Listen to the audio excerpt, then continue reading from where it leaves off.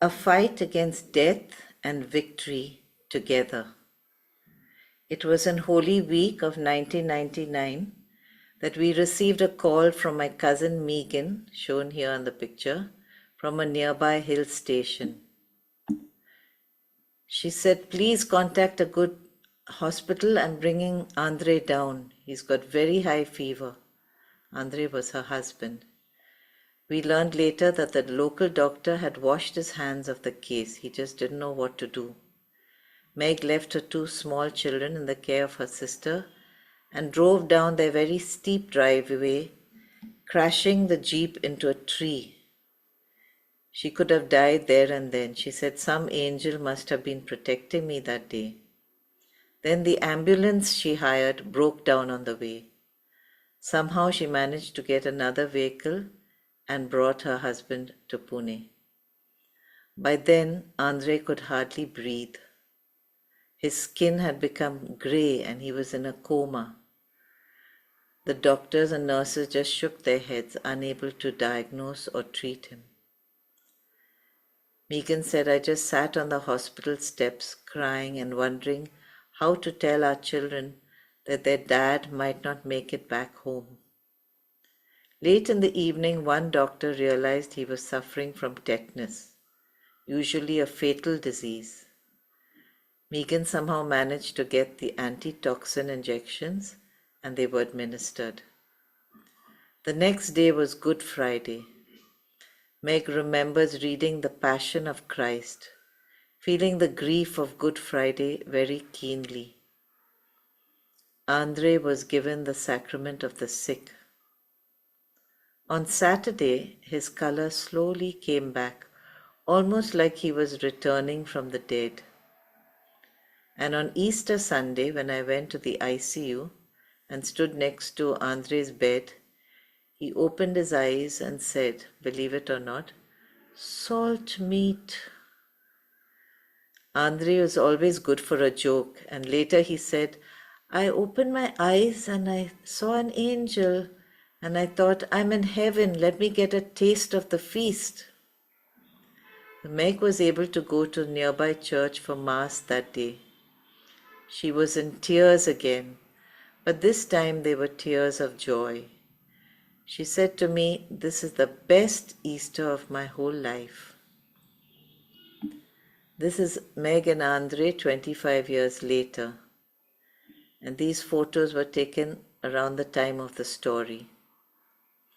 What made it her best Easter? She had been able to connect with Jesus, to see that his suffering was not something abstract, far away.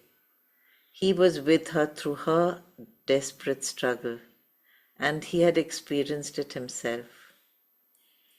And he had the power over life and death. Today we are celebrating the victory of another brave warrior who fought single-handed, bravely, to win life, not just for one person, but for all of humanity. It was a terrible battle in which he suffered every kind of torture, and finally he died. But death was not the end. Let's read about it. A reading from the Gospel of St. John. On the first day of the week, Mary of Magdala came to the tomb early in the morning while it was still dark and saw the stone removed from the tomb. So she ran and went to Simon Peter and to the other disciple whom Jesus loved and told them, they have taken the Lord from the tomb and we don't know where they put him. They both ran, but the other disciple ran faster than Peter and arrived at the tomb first. He bent down and saw the burial cloths there, but did not go in. When Simon Peter arrived after him, he went into the tomb and saw the burial cloths there and the cloth that had covered his head, not with the burial cloths, but rolled up in a separate place. Then the other disciple also went in, the one who had arrived at the tomb first, and he saw and believed. For they did not yet understand the scripture that he had to rise from the dead. The word of the Lord. Some quick questions. Who is telling the story? We get a clue from what he said about himself. The Apostle John always called himself the disciple whom Jesus loved, because he realized the love of Jesus very keenly. Who was the first who told Peter and John about the stone? Mary of Magdala, or Mary Magdalene. And what did she think first? That someone had stolen Jesus' body. So both Peter and John heard the story from Mary and ran to the garden. Who reached first? John. He was younger, we think, a better runner maybe. And what did he do? He bent down and looked inside, but he did not go in. Maybe because he respected Peter's place as a leader. What did Peter and John see inside the tomb? They saw the cloths which covered Jesus, but no body. And what happened when John went in and saw this? He said, he believed. Now you may wonder why the cloths lying there made them believe. So I also was wondering, and I found a good explanation from a scholar, Monsignor Charles Pope. He said that the Greek word used to describe the cloths lying there actually means his chemai, which means to lie outstretched. So the custom among the Jews was to wrap long strips of cloth around the body with spices in between to keep the body fresh. So it seems that the cloths were lying as if the body had been there, and then it just disappeared and they fell in place. Not as if the cloths had been unwound and removed by the thieves. Anyway, thieves would not bother to unwind and leave the cloths there. They would have just carried him away. And the face cloth had been carefully folded.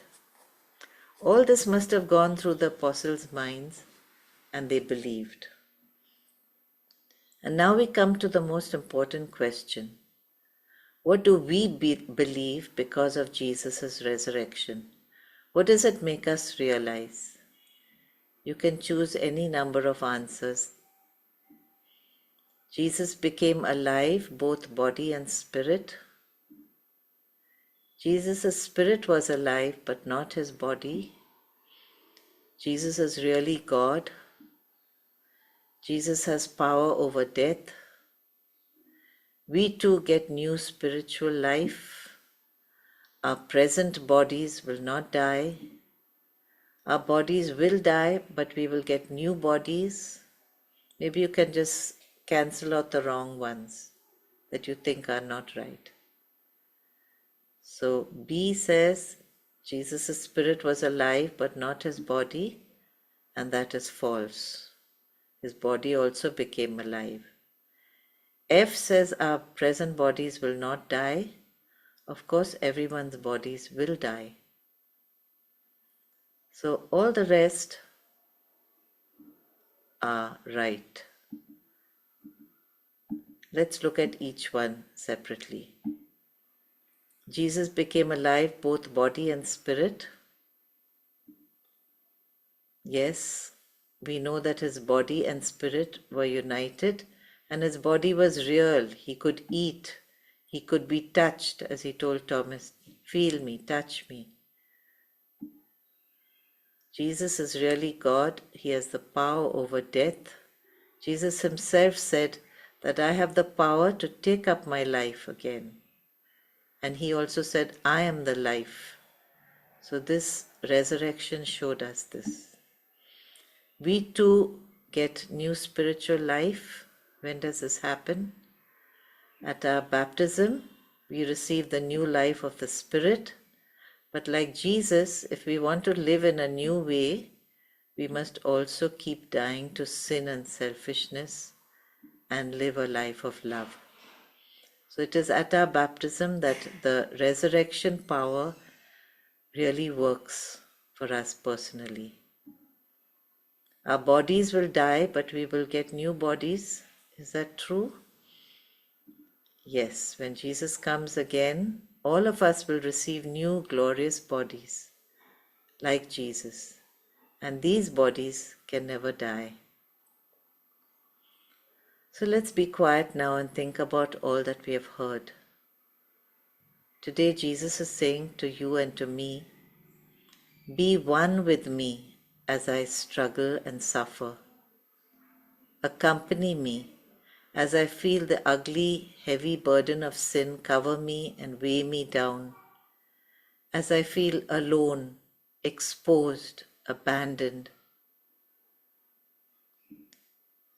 When you feel these things, when you go through all these challenges, remember me. I am with you. Come to me, all you who are burdened and heavy laden, all you who are feeling alone, hopeless, ridiculed, exposed. I will give you rest. Let's walk this journey together, you and I, all the way to the tomb, because you know that one day you too will die. Be with me even in your death. And meanwhile, keep dying to sin and keep trusting me, because I will help you. And then at last walk with me into life and freedom and wholeness and the glory of the Father. Together, you and I. Are you ready? If you are in a group, you could maybe share a little experience or a big one when you experience God's presence and victory in a difficult time of your life. And pray for each other for the grace to remain always united to Christ in good and bad. So bye from Family Faith Time. Let's stay united with Jesus because He's already won the victory for us.